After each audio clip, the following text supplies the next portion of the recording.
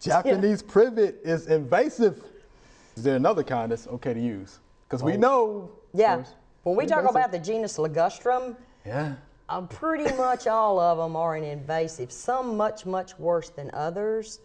And it depends, I guess, on the part of the country as well. Right. You know. Yeah. The Chinese privet, of course, we know. Yeah. Even the glossy privet, the lucidum, that used to be one that they'd recommend besides the Chinese. Ooh. That's the one with the big shiny leaves, you know, that has the big pretty white flower.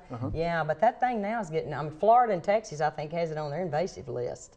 So privets can be a little bit, go crazy, but they've come up, they have, they're very popular, and they're still selling them. Even though they're kind of invasive, you know, the nurse, because people want them. Sure. They're, you know, they do well, nothing will kill them, they flower, they smell good, you know. So North Carolina is doing some research to try to come up with some privet cultivars that do not set seed, just don't set any seed at all. And the first one that they released was in 2015 called Golden Ticket. And it's got this really pretty golden yellow foliage, and it's supposed to stay under 6 feet, and it does flower. And I saw it for the first time in the Savannah, University of Georgia Botanical Gardens. Okay.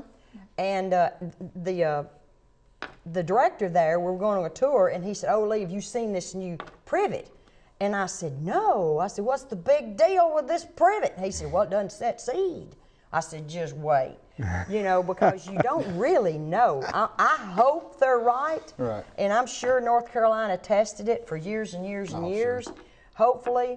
But there's been other cultivars that have come out that were supposed to be seedless, and they turned out they weren't in the, you know, after years of production in the landscape or growing in the landscape. So I'm hoping this one will be one. For those of you who like privet, maybe look for this new one. We hope you loved the video. We would love for you to ask more questions. Be sure to leave those questions in your comments.